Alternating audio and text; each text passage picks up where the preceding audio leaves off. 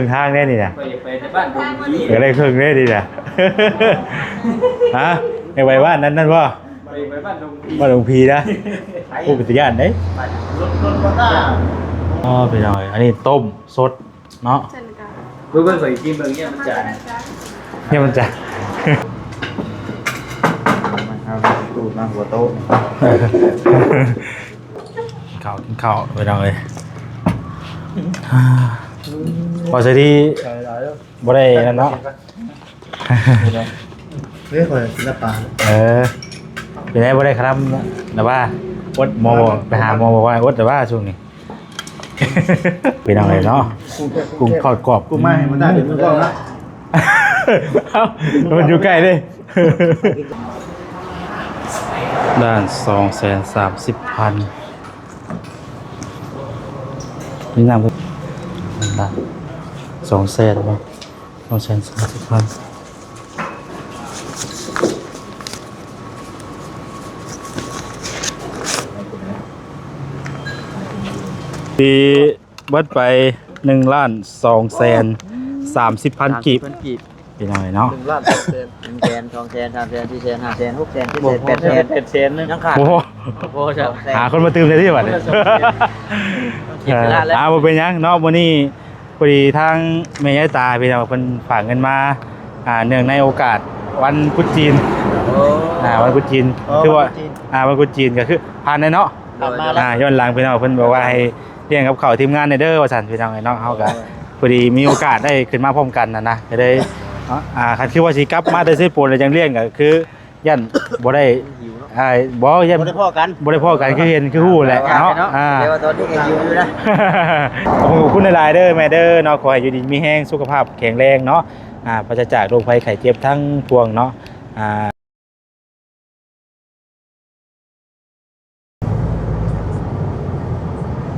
เอาพี่น้องเลยเนาะ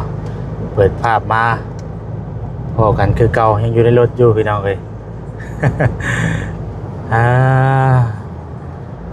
กระหอดเครื่องทางเด้อพี่น้องเด้อสบายดีเบิดจุกูสุคนพี่น้องเลยเนาะวันนี้บ่จิต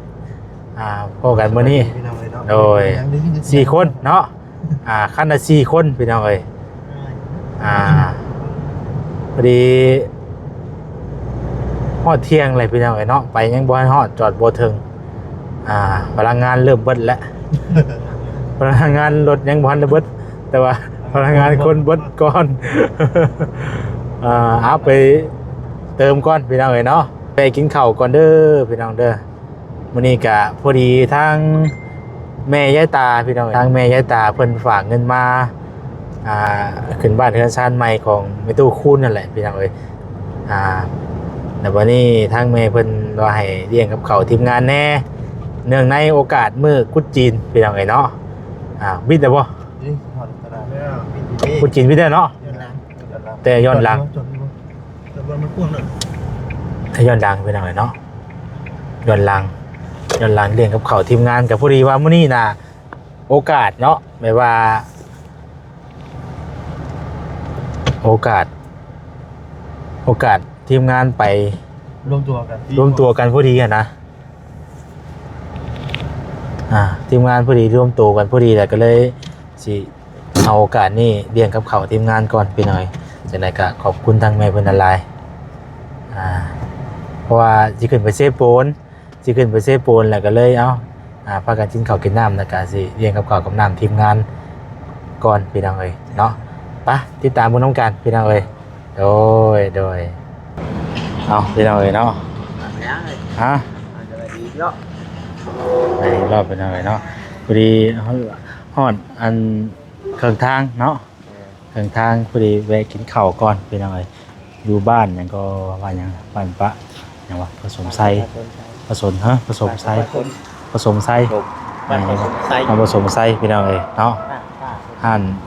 เคยแวะกินที่ว่าขึ้นไปเซโปนห้านประจำของทางพระอาจารย์แวะชั้นเข่าพี่น้องเอ้ยไปเอาสร้างมาจิตสร้างป่ะ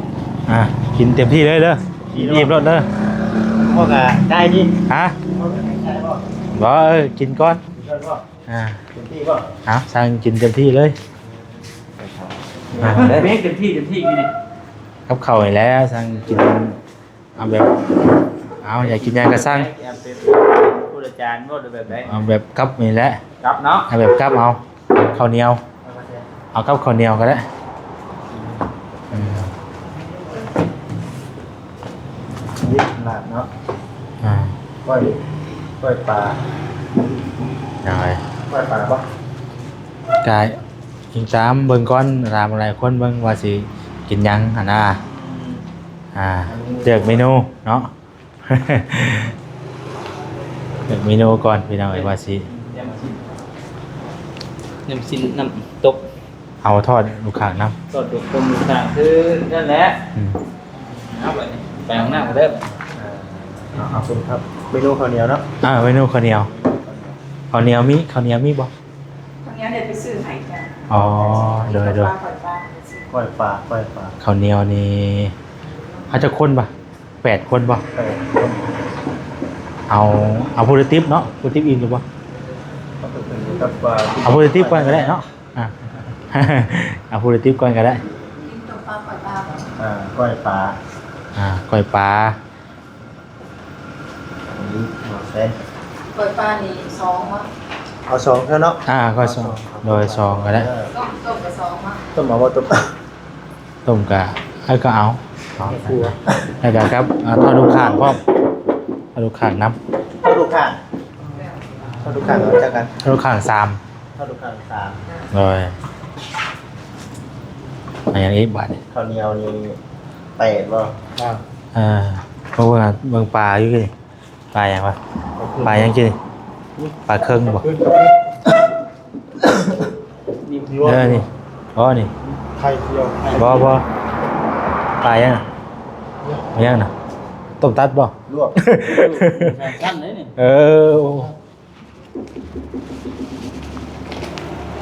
มันเยอะทอดอะไรดิหมูนี่โอ้นี่กับปลาเนาะปลาเอาอะไรเนาะ บาซี แล้วลูกปลาถูกบุ้ง บาซี หรือว่าเอาต้มซี่โครงบ่ ต้มนี่ครับเนี่ย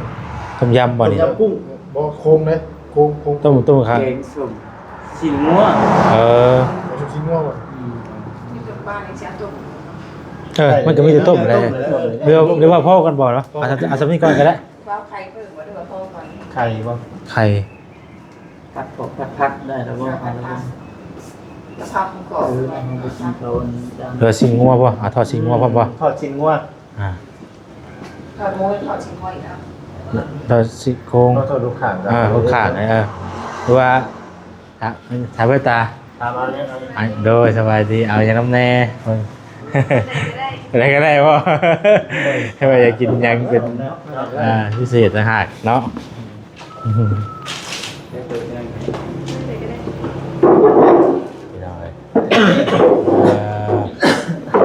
ไปกินข้าวก่อนกุ้งเลยกุ้งอ่ะ ทอดกุ้ง กุ้งทอดเอา3 คนนี้แหละทอดกุ้งเด้อเอาสาม กุ้ง ทำไมวะ จาน โดย ขอบคุณในไหนขอบคุณในไหน โอ้โหจะไอ้เลย แล้วมัน มันจะได้กินไม่ได้กินยอดเลยช่วงกระยาและเสียบาท โดย ว่าอุตส่าห์ขอบใจ บัว ไปกินข้าวก่อนเนาะเอาพี่น้องเลยเนาะตอนนี้ก็กับข้าวมาแล้วพี่น้องเลยก้อยปลาพ่อหอมห้อยๆเนาะ เอ้ยพี่น้องเอ้ยอิ่มแล้วก็ลุยบัดนี้ขึ้นภูได้ขึ้นภูได้บัดนี้ยิ้มเขาอีกได้ยิ้มเขาอีกได้ขึ้นภู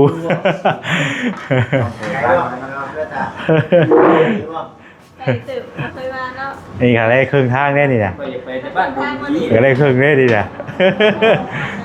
ฮะในไว้บ้านนั้นป่ะ ไปบ้านดงพี บ้านหลวงพีนะผู้ปฏิญาณเด้ รถก็ต้าเสียงเด้อบ่ได้เนาะ ทันเนาะ บ่ได้เนาะ มันสั้นแล้วก็ครับมันโอ้สมัยไหนวะก็ได้อยุก็ค่อยไปนั่นแหละเอาไว้เข้าไป ต จักบ่ มาเลยต้องการทาย ได้เนาะที่บอก อ๋อพี่น้อยอันนี้ต้มสดเนาะ เช่นกัน เบิ่งเคยกินเบิ่งเนี่ยมันจะ เนี่ยมันจะ กินมันก่อนเด้อ ชิมมันก่อน จางแล้ว น้ำจางกับใส่ยังไงใส่น้ำปลา ก็ยังบ่ได้ เก ร ลือ สชาติอ่ะ แกงเห็ดปวก แต่ยังอยู่อ่ะตรงตัวถึงจักเนี่ยเนาะเนี่ยเอาหน้ามันเนี่ย แกงเห็ดปวกอัน เดี๋ยวได้ ยังบ่ได้อยู่บ่ได้ได้ ได้แล้ววะ ตั้งไปช่วยเลยวันที่หัวเรา ท่านมันบ่ได้ปากไป เออ อันนี้ว่านี่ ถุงมือ ก็ได้ช่วงนี้ จักตาบอลเสียงเนื้อดีหน่อย เพราะว่าเวลามันกะบายๆเนาะ ไปนี่จะได้เริ่มงานได้บ่เนี่ยว่าจะได้ จังหวะกะเบิ่งเวลาก่อน เมื่อเวลาก็ เบิ่งเวลาก่อน พอดีไปเทิร์นเนาะ ครับว่ามันกล้าว่าบนนั่นกะเอาจะหาเข้าใกล้ๆอันแล้วก่อนก็ได้ยังไงอันนี้มียังไง พอถึง ดูข้าง นี่ ดูข้าง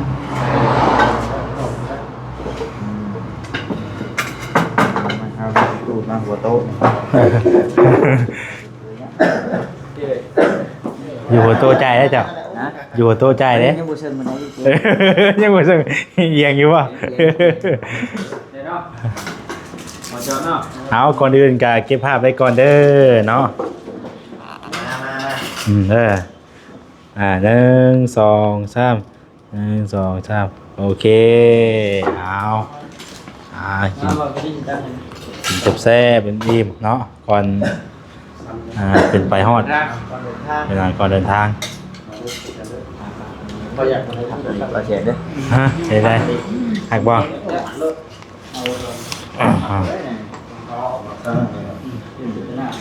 จะมากิน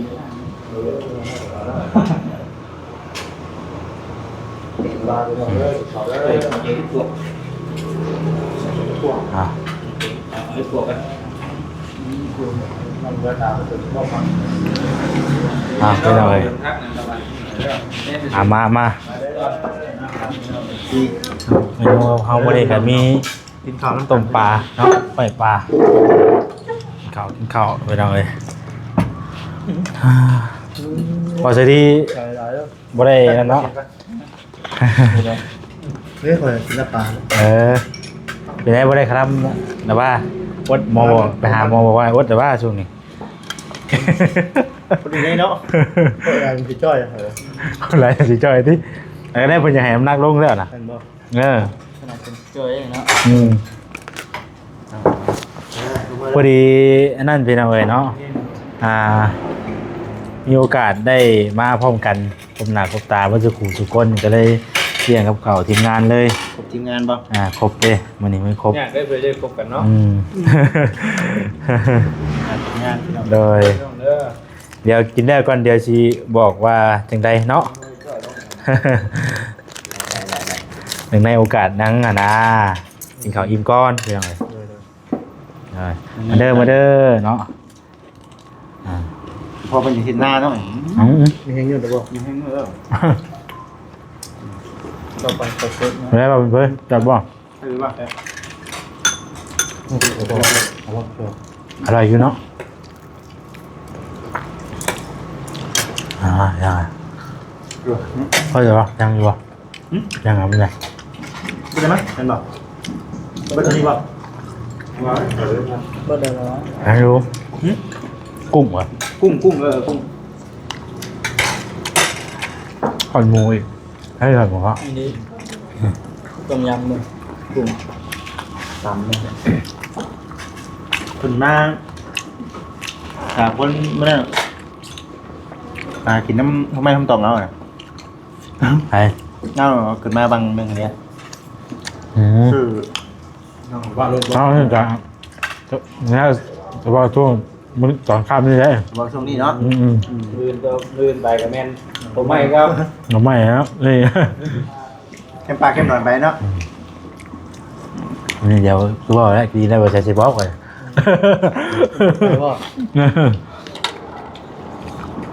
มดเด่นมาขั้นที่บอกตอนนี้ยังตกใจแล้วจ้ะ เนี่ย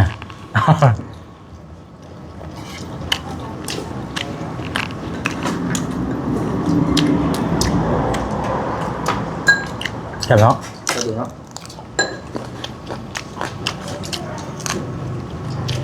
ต้องอันนี้ยาดีกินข้าวแซ่บแล้ว ทั้งไม่จึงอย่างเนาะ ทำไมถึงเนี่ย เอาไปทิ้งใส่ไว้เนาะ ต้องกินในเวลาบ่จังเทียบ ตัวง่ายๆเหมือน แต่ไปตายแล้วก็ขึ้นไปครั้งแรกครับเนาะ ไม่ได้นอนนะว่า ไอ้เบิ่งกูว่ะ ไม่นอนในรถเลยว่าไม่เรียกคนจังเลย คอนนอนเจอสิไม่ได้เห็นแค่โบ บางคนก็เจ้าสิ้นเนี่ยก็นอนไปน้ำพัก ก็ได้ใจดี มันบอก เนาะว่าบางคนดิไปชิ้นอ่ะ ไม่เห็นนี่เลย ไปได้ถูกไปแทนเดียวรับรถกับตามนึงรับ ไปอยากให้ว่าเสียนอนน้ำอยู่ลงข้างทางเลยเนาะ ช่วยก่อนฮะไปได้ง่วงนอนแห้งรับตาทางหนึ่งไปก่อนทางหนึ่งใจงาน ได้บ่เห็นเนาะ ฮะ ได้บ่เป็นเนาะ ได้พออยู่เลย เห็นของเปอร์เซ็นต์ ไปเลยนะ นี่หาครับนี่เนาะ รับอ่านนึงหมดเลย ถามว่าจะรีบก็ไม่เชื่อกันไม่ดีหรือเปล่าที เอามันจะเป็นเนื้อแบบข้าวมาขี้เนาะข้าวเป็นมันข้าวมาขี้ข้าวเพื่อนๆเนี่ยดังแล้วเบิ้ลแล้ว ว่าเนาะ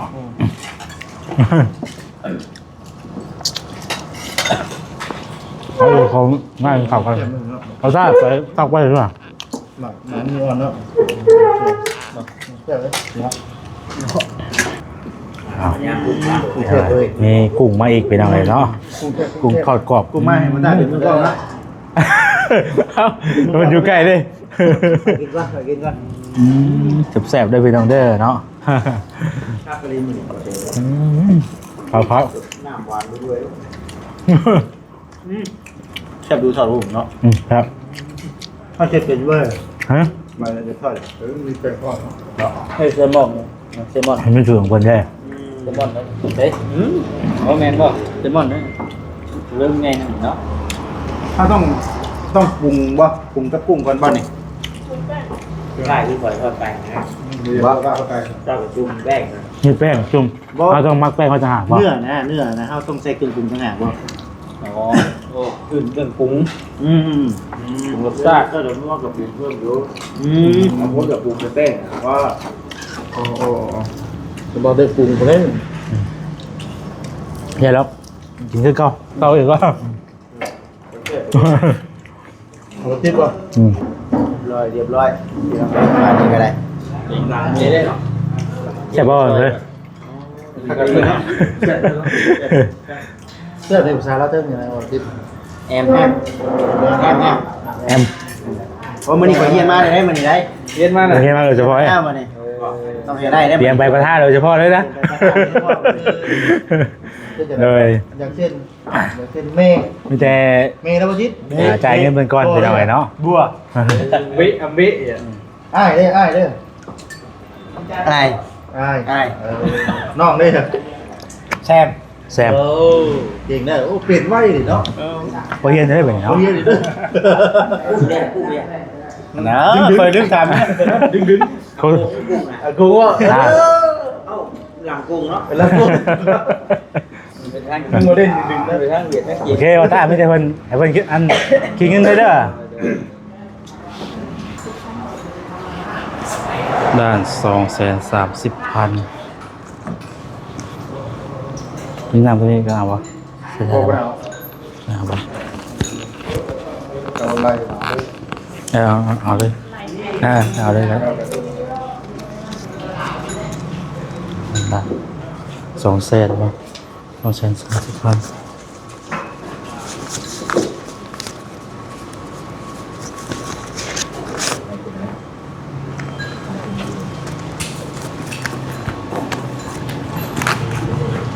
บ่ นี่เป็นหนาวในเงินได้เนาะ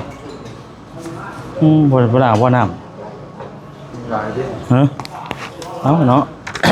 เอาบัดเอาไว้หมอกล้างมือได้บัด ก็ขอบใจละลาย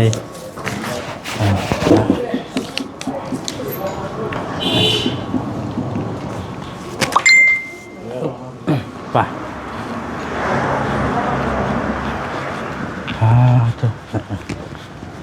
น้ำ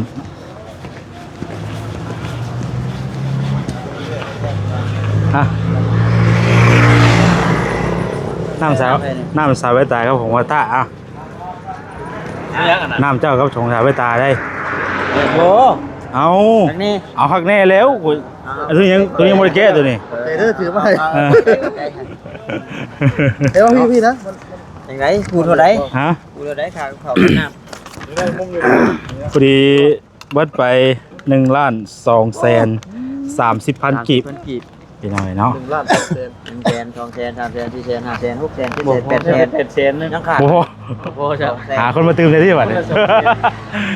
คิดไปแล้ว บ่เป็นหยังเนาะมื้อนี้พอดีทางแม่ยายตาพี่น้องเพิ่นฝากเงินมาเนื่องในโอกาสวันพุธจีน โอ้ วันพุธจีนคือว่าวันพุธจีนก็คือผ่านได้เนาะ มาแล้ว ย้อนหลังพี่น้องเพิ่นบอกว่าให้เลี้ยงกับข้าวทีมงานในเด้อว่าซั่นพี่น้องเนาะเฮาก็พอดีมีโอกาสได้ขึ้นมาพร้อมกันนะก็ได้คันคือว่าสิกลับมาแต่สิโปนแล้วจังเลี้ยงก็คือยันบ่ได้บ่ยัน บ่ได้พ่อกัน บ่ได้พ้อกันคือเห็นคือฮู้แหละเนาะเดี๋ยวตอนนี้ก็อยู่อยู่นะ ก็ได้เอานะโอกาสนี้พี่น้องเนาะ แล้วครับแล้ว โดยกินข้าวแล้วก็สิพากันเดินทางต่อเอาจังไดก็ขอบคุณหลายๆเด้อแม่เด้อเนาะขอให้อยู่ดีมีแรงสุขภาพแข็งแรงเนาะปราศจากโรคภัยไข้เจ็บทั้งปวงเนาะคิดสิ่งใดปรารถนาสิ่งใดก็ขอให้ได้สมพรสมหวังดังปรารถนาเด้อเนาะอายุมันก็ยืนโดยเอาสาธุเด้อโดยไปบัดนี้เดินทาง เดินทางบ่ เดินทาง เอ้าข่อยก็มีแนวใช้เจ้าคือกัน เนาะ ไปสากแล้วเลยดิ มันเบงเนี่ยนี่ ผู้ชายเดียวก็มี อะไรได้หูเบงเลยดิ โอ้มันเป็นเก็บกัดให้คนละ10,000 ถิ่มได้สิถิ่มได้สิ ใหม่ได้ ถิ่มได้คอยจะเก็บหรอกดิ เดี๋ยวนั้นได้ทีมยังอยากยืมไป